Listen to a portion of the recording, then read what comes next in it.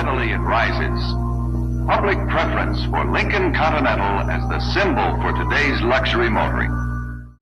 Hey, it's Jason ODB, the Lincoln Addict. Thanks for coming back. If you're new, please consider subscribing. Let's jump into this 65 Lincoln Continental Convertible on.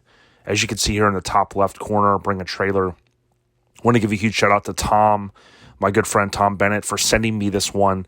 I do typically find these, I'm on the site generally daily, but I had recorded a review the other day that I haven't posted yet, and I did miss that this one posted. I think it was like the next day. So appreciate all of, whether it's a friend or you guys looking out on some of these reviews that you'd like to see me do.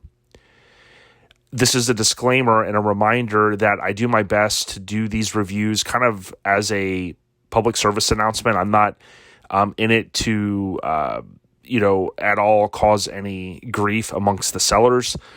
I would even say it's highly unlikely that someone's going to watch this video unless you're I'd say a subscriber. I mean, I'm guessing someone on their website's not going to come across this video in the next 4 days, and then that's going to, determine whether they're going to, spend money on this car. So maybe it'll happen one day, but again, this is more of entertainment thing for me, and also trying to give you guys insight into what to look for. So enough of that. There are 4 days left on this as at the time of the recording. This is Friday, October 21st, also known as Back to the Future Day, at 8:13 a.m. Eastern Time. So 45K, 4 days left, 42 comments. So a lot of good stuff. Some good stuff, some bad as far as the comments on this one. Mostly complaining about a dealer fee. So it mentions a triple black 430 V8. So it's a stock MEL 430. Mob steel wheels. They're often referred to as mob steel wheels. They're technically Detroit Steel Wheel Co. Co short for company. I know Emma and team, we actually had Adam on who started that company. We had him on the podcast. But they're often just referred to as, quote, mob steel wheels because that's kind of the parent company. Bluetooth stereo, trunk-mounted subwoofers, dual exhaust. It does have AC. The current owner has only had this car for 6 or 8 months or so, and that sometimes is, being that this is a dealer. Again, no slight against them. They could have got this car, anywhere, and basically it's kind of like a quick flip is the way I look at it. I mean, there's no other way in my mind to kind of spin it. They're a dealer. They're looking to make money. They buy a car, they do some things to it, and then they sell it. This Continental's offered on a dealer consignment with an original manual and a clean Arizona title. So one of their friends could have come to them and said, hey, I want to sell my car. And they say, hey, we'll handle it all. Just bring the car to us. Absolutely, that could be the deal as well. If we look here, it's got 50,000 miles shown, although someone does point out if you watch the video, typical in these cars, the odometer is not always working. So that, can be deceiving. It could easily have, 80 or 100,000 plus miles. We don't really know. I don't think that they call out in here the odometer's not working, but those are good things to pick up on in the videos. Black paint, of course, a convertible, suicide rear doors, power assisted front brakes. We'll talk about that in a minute. The car was delivered new in white, so a lot of people want a, quote, black Lincoln, and that's what this is. It does say it has power-operated black soft top, which is just standard. Halo headlights, replacement bumpers, right rear arch. So a couple of pieces they're talking about have been replaced on this. The ride height has been lowered, equipped with power-assisted front brakes. Okay, just standard stuff there as far as a customized car. The 6-way adjustable seat. It says it's equipped with power door locks and windows. Now, you got to keep in mind that the stock door locks are technically vacuum, so that's often referred to as power. I guess you could slice and dice and say, yeah, they are power locks. And again, I'm not nailing them for that, but I like to point out that unless someone has went to the links to put the actuators in there for the power locks, which people do. Nathan Wilson does it. Other people have done it as well. The power doors are basically vacuum, although the windows, of course, are power operated. The air conditioner said to have been replaced under previous ownership. A Bluetooth stereo is in the glove box. And this is all standard stuff here. 5-digit odometer, 50K, approximately 50 of which have been added under current ownership. So it basically shows they have not driven this car. I mean, if this is not a typo, 50 miles in 6 months is not much. The true mileage is unknown, which I think is their little disclaimer because the odometer is not working. Again, it doesn't work in my 64, so I totally understand. And, you just want to call that stuff out if you're a seller. You can see the subwoofers here. I tend to want to look, we'll see better photos inside the deck lid. You guys have heard me talk about how you will get some rust in here. That's very standard, but this has all kind of been sprayed over at some point. A little bit of customization here, not a lot, but obviously the top of the expansion tank, the top of the air cleaner, and the cap for the single reservoir are all gold just to kind of give it some color. Again, that could easily be changed if you're looking to buy this car. A few things that have been changed here, exhaust added, alternator, voltage regulator, all this is kind of standard stuff here. Battery, drive belts, this is all kind of like tune-up type stuff. And we can see here the DSO. I don't know why Bring a Trailer has not been breaking down the VINs. I'd like to do it on, sometimes I do. You guys have heard me. This one has a DSO of 46, and in my notes and some of the stuff I have and I reference, I for some reason didn't see 46, but clearly this says, and they mention at some point in here that it looks like it was sold in Minnesota. So I don't know if just my records need to be updated or some of the resources that I reference. So here it mentions Prestige Link Merc Co., Minneapolis, Minnesota, February 8th, 1965. Now, someone had pointed out, and I'm going to do a follow-up video on another, I think maybe the last review I did. I typically do not play the sound, and I'm not going to here because it's just the top. But someone did point out on that 65 convertible that not having the sound on was missed out on the fact that it did sound like, and I'll try to do this going forward if it's an engine video, you'll sometimes hear the tick. You can hear, it'll give away sometimes if maybe there's a bent push rod. It'll also kind of give you insight for the engine, at least, if the head or the manifold gaskets have to be changed, which they often do. Typically, at least one of them leaks, and it kind of causes that annoying tick. These tick sound. These cars are known to be very quiet, so anytime there's those kind of annoying sounds, they can be pretty annoying. But here again, it's just the top operation. I had briefly watched this, and these videos, as I have mentioned before, are so key because you want to see this stuff in action. The last thing you want to do is have a transporter bring this car to your home, and the first thing you want to do is go for a quick ride with your family, and the top doesn't work. So to see said individual working the top is definitely key, so I'm kind of just letting this play. Now, I want to point this out here. Again, I'm not nailing the seller. These are things you have to think about. If you see this weather strip piece right here, this channel where it sits, it's hard to tell. This is my guess. Someone took a standard piece of weather stripping and cut it. And you can see here it's not glued in, okay? Again, I am not nailing the seller in any way, but you have to keep in mind that if you don't have someone go look at one of these cars for you, right?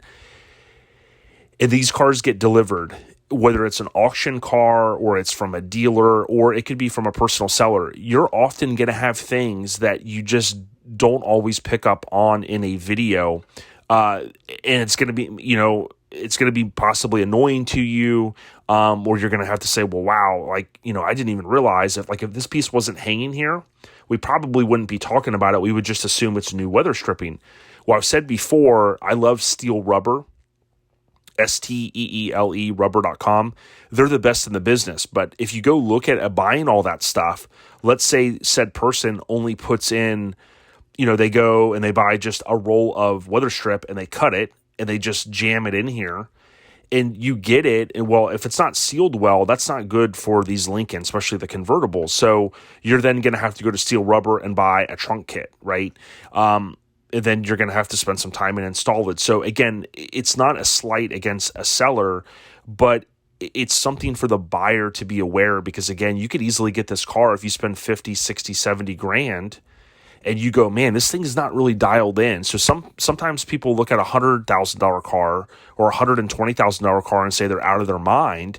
And a lot of times I go, well, go buy something that isn't totally dialed in. You're going to end up spending 5, 10, 20 grand. And depending on your budget, you may not have that cash to go start just dumping, right? So again, don't want to, keep hammering that. One thing I do like here is I pause it. These covers, again, these are getting harder to find. These are 65 only, if I recall correctly, 99% sure. And these are often lost, misplaced, broken. And just to get 1 and 2 of these that kind of cover the cylinders, you can easily pay $300-$400 just for those plasticky vinyl type pieces. And when they're nice, these look nice. When they're nice, that's a good thing to have. Again, you can see there where that's off. So we'll close this one. There's only 2 videos, so I wish there were more videos.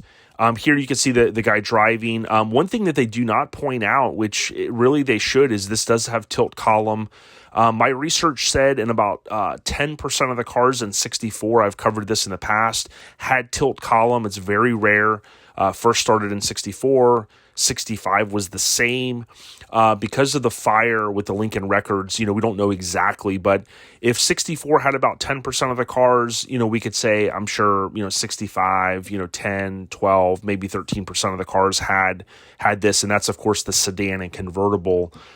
So, around 40,000 cars, 10%, about 4,000 cars total between the sedans and the convertibles, I would say, based upon my research, had the tilt column. It's kind of a nice extra feature. He's showing the wind or the mirror working here, which is, he does show the windows a little bit. So he shows that one and this one. I've said before, when you see the windows going slow in these, it does not always mean the motor is bad. It often, here, and I'm going to turn this up, it often can be the grease is hardened and it's really nasty. So I do believe he turned the car off there, and that is so key. I know you guys probably get sick of me saying that, but you cannot leave these cars in, or you cannot leave these cars running while you get out of the car and the foot is not on the brake. That is, some people think I'm insane. Talk to John Lyman, talk to Teresa at Lincoln Land, talk to any Lincoln person, Blair Farmer, John Cashman. These cars can and will slip from park into reverse, okay? And when they're idling, they do it. My 65 does it. I need to rebuild the column. Even when I'm backing up, my car will kind of fall from reverse into neutral. And it's very annoying, but 60-plus years, some of these things have to be rebuilt, including the columns. But again, he did not, it doesn't sound like the car was running there, so I appreciate that. There's no copyrighted music here, so I don't know if, I believe this will pick up on the sound for the screen recording. I can hear it.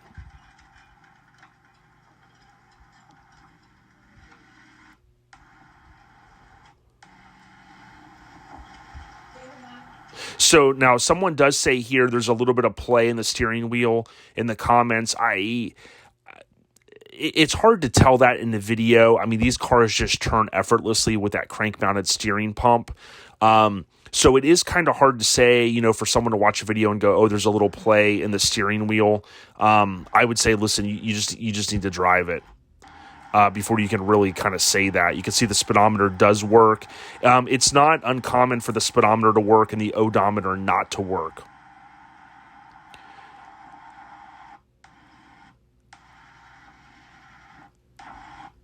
In the way they cut the video here, it's not like it's kind of hard to tell if he just pulls up and turns off the car. These cars, again, are effortlessly, so the way they kind of cut it there, I assume, hopefully the car's turned off here. See a little bit of a walk around. if you're looking to sell one of your cars, again, the other reason why I do these videos is just for people to, some of the knowledge I've learned over the course of time, do not leave your car running and get out of the car. These Lincolns I'm even skeptical after Tony and I rebuild the steering column. Tony kind of does some of the heavy lifting with it, but on my 64, I was right there and we rebuilt it kind of together. And, even after rebuilding it, I know it's not going to jump into gear. But I still, in the back of my mind, I don't want to leave it idling. So there's a lot of good with this car. It's a 65, sought after year. People love 64, 65s. Of course, the 1s, 2s, and 3s are beloved too. I love those as well. And the 66 and 67 convertibles are coming around more and more. This is a car that people look at and they go, man, the money shot. It's black, Detroit Steel Wheel Co. It has the top down, right? It's that kind of that money shot, what I call it. Now, this car, I would say if I was looking to buy this car, definitely would need to have someone look at it, right? So it's been painted. The person in the comments, I believe, said that they are not aware of any body work or anything that was done with prior ownership. That is an indicator that when they resprayed this, if they resprayed it, they didn't go down. We know they didn't go down to bare metal, right? So you never know on this car. Was it rusty? Is there a lot of mud in these quarter panels? You just do not know. And of course, you could say that about any car, but there's a few indicators on this one that just make me go, I would really, really, really want someone to look at this, if possible. Let me know if there's things that I missed that you guys see. Again, I certainly appreciate it, and I'll try to bake those into future videos. Again, it looks like here they probably opted for a professional photo shoot. I'm helping a guy sell a 64, and he did as well. This, of course, is not factory, so that's just one item to point out. Easily removed if you want. These door handles will always kind of look like this. That's just the way they look. You can get them re-chromed, but that's just kind of the way they age, if you will.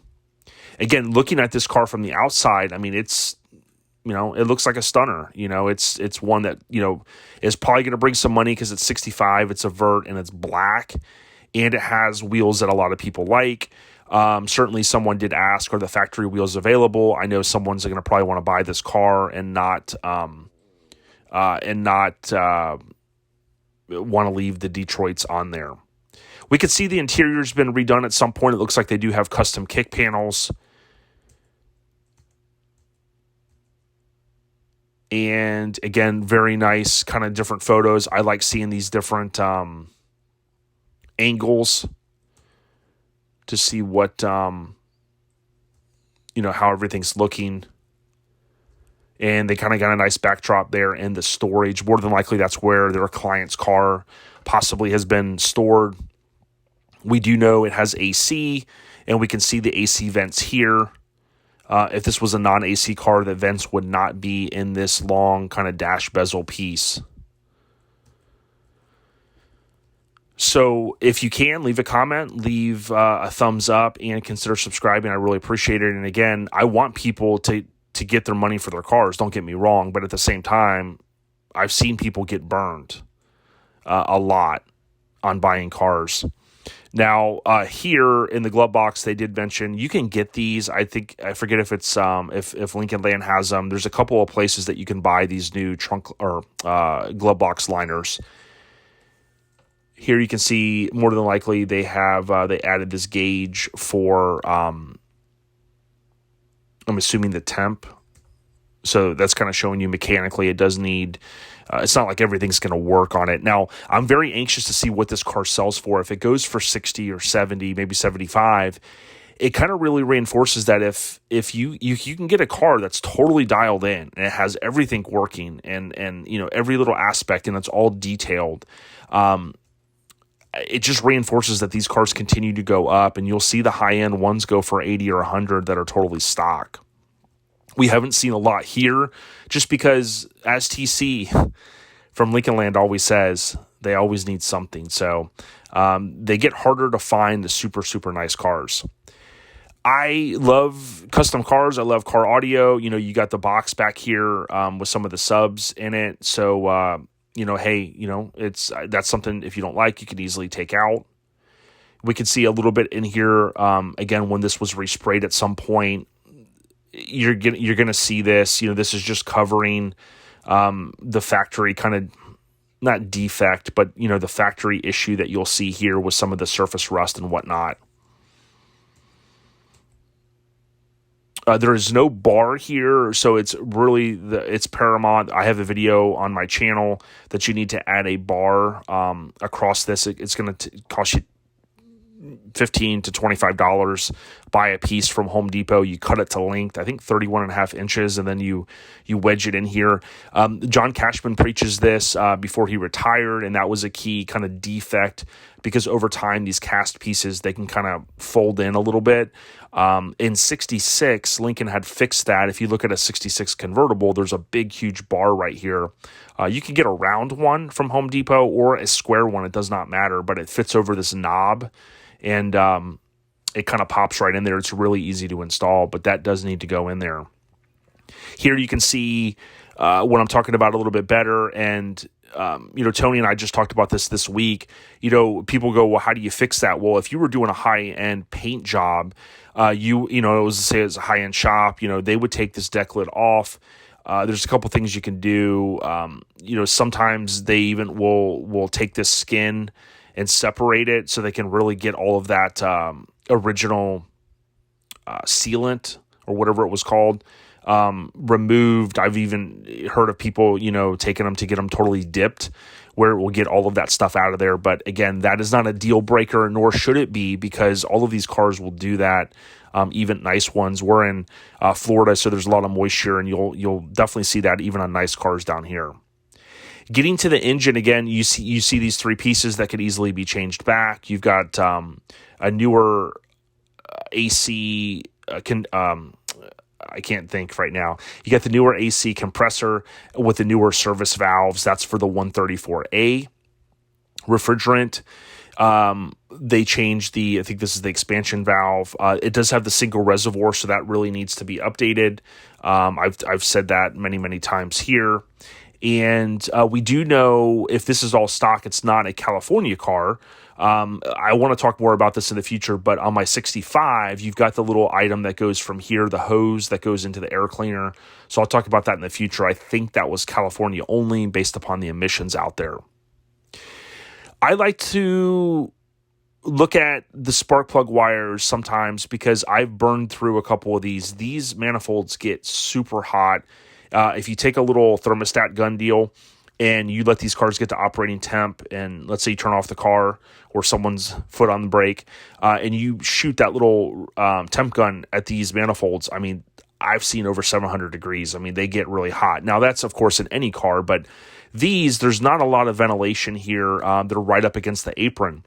But any of these wires that are a little bit longer, I like to either pull them up and put them into the little holder.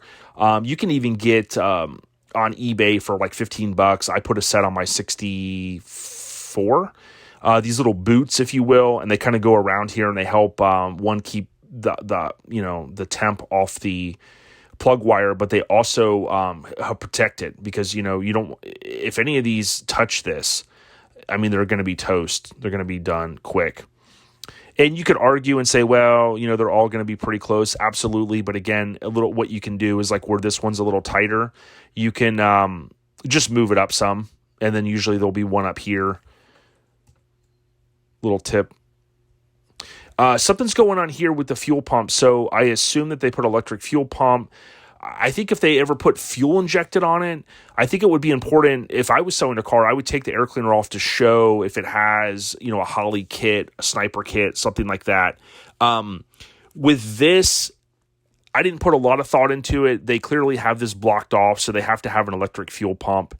I don't really, I don't really understand what the setup is here, but regardless, they do have this blocked off. So It is what it is. I've talked about that in the past. I didn't want to spend a lot of time hypothesizing on how they ran their setup, but clearly the car's running and driving, and that's fine. You can easily add an electric fuel pump for $30-$40. My friend has one on a 65, and and you totally bypass this. The good thing is that this is a 3-port, so it's not the 2-port junk that we've talked about in the past. 65, again, keep me honest, everyone. I believe 65. My 65 has the kind of the fiberglass-ish material for the fan shroud. 64 had metal. I know some guys have kind of, installed a 64 on a 65, but, this one looks good. Now, something that I really want to sum up in this video here, I know it's getting a little long, but when you see these cars and they look, they're typically going to have all of this, normal, gunk to them, right? Especially these cars, they leak, and this is all normal stuff seeing this, right? We've seen on this channel way worse. But when you see a car where it looks like all of this has been resprayed, it's not necessarily a bad thing. However, you have to be careful, because if they put this on a lift and they have, someone in their shop go with a couple cans of rattle can and they go under the whole car, again, it makes it look a little cleaner. I'm all for that. But could they be hiding anything? You just don't know. So I would highly suggest, when these cars have a respray underneath them, whether it's the current owner that did it or a past owner, you really need to look at that. This, you'll sometimes see a little bit of this. I've noticed this on other cars. This is the way it normally looks. Underneath where the battery tray's at, I had a 67 I've talked about in the past where you'll see some rust and stuff, and we'll see a little bit. It's hard to tell how bad it is in here. I don't think it's horrible, but it's just something that you guys need to look at. A little bit of wonkiness going on here, and you can kind of see in here. And again, this was the same on my 67. My 67 was actually worse, and I had a lot of this repaired. I had a friend at the time go with metal and kind of fixed a lot of it and made it look really nice. But typically it could be battery acid over the years. It could be that it was driven in bad conditions. I mean, you just don't really know.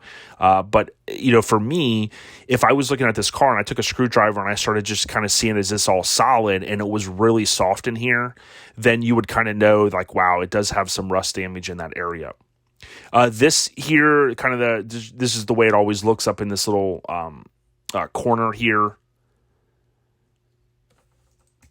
And you can see the alternator was replaced just with like an over-the-counter alternator. Here you have just the normal kind of greasy underbellies of these cars. Again, the convertibles do have these extra braces. If there's a convertible, I've never really seen one missing one, but those are definitely extra braces there. Now, I would have liked this shot. If they're using an iPhone, they could do the wider angle if they have that phone. I would have liked to see a little bit more on each side here. It's kind of being nitpicky, but like back here, you can kind of see they're showing you the whole, you don't see this corner, but when I look in here, again, this looks like someone's resprayed all this. And, again, it doesn't look perfect in here. I've looked in years ago and bought an Impala, and I looked at some, a guy sent me photos, and I could just tell they were trying to hide something. They just, you just kind of get that feeling. And again, I don't think these guys are, but at some point, someone's got to look at this and kind of go, hey, is this all still solid? Was there rust on the inside that you really can't see that's being covered up? Now, I know you might be thinking, man, this guy's really nitpicking this one, not trying to, but let's look at the side here, okay? So if you look here, this is the factory brace underneath the car, and you see this, it's been welded, okay? If the floor pans have to be replaced, a lot of times these factory braces, they do have to be moved, okay? But if you look here, and how this stuff has been, it's hard to tell, is this all been replaced? This stuff here, you could drive this car for 20 years and never have an issue.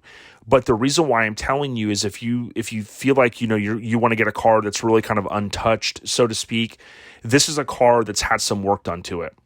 Now you can look right in here too. This is sometimes a tell as you get out towards the outskirt of the car. One, it looks like there's mud here to me. Okay, I'm not a body guy, but you can kind of see here that this has kind of been mudded in. And then you look right in here at this piece, and you can kind of see it's, was it driven a lot in harsh winters? You don't really know. So again, I just look at this and go, I would definitely want to inspect this car. This is the other side, I think it is, or the other angle, and you can kind of see in here, is this just haggard a little bit? What's going on? You can see exactly what I'm talking about right here. I'm not trying to nail these guys. All I'm trying to say is be conscious, because I want you to get the car that you want. There's a guy here locally. I've never met him. He bought a 65 sight unseen on eBay. My intel tells me he spent $35,000. Okay. He took it to a local guy to have it fixed, and the car had holes in the floor, tinfoil and kind of fiberglass. And I mean, just the most haggard stuff I've ever seen. And for someone to spend $35,000 on that, not cool. You know what I mean? In my opinion, you can see where this is braced up right here. Again, I've been around custom cars a long time. I've been around mini trucks. I've been around cool stuff. This isn't factory. So it's like, okay, how bad is it? Or do you say, I don't care. I want to just, throw the fam in and cruise. That's obviously something you can do. So I guess in hindsight, a couple things I'd like to see is all the windows working. Do the rear auto drops work? Do the vent windows work? Do the rear windows work? That's key, right? Some more photos underneath. You could see clearly in here, if I was a buyer, in some of these photos, you can see we're in their shop. You can look at all the cars around it. Okay, they have access to a lift. Throw it on a lift. Let's get some photos from right here straight up underneath. Let's look at all the floor pans. Let's see a video underneath the car. Full video, maybe 30, 60 seconds, a couple minutes, just literally walking through. Be vigilant, okay? Just do not buy something that's going to put a strain on a relationship, your family. If you're going to be putting your kids in this car, it very well may drive up and down the Pacific Coast Highway and across the country and have no issue. But be vigilant. That's all I'm saying. So I do hope the seller gets what they want for it. I think it's a cool car. I love 65s. Black looks great. Love Detroit Steel Wheel Co. Really looks like a bitchin' car. But just be vigilant in what you want for you and your family. Stay on the rise, y'all. Appreciate the support. Check out LincolnAddict.com for ways to listen to Lincoln Addict Podcast. I am trying to finalize the new episode. Take care, everyone. Have a safe weekend. Peace.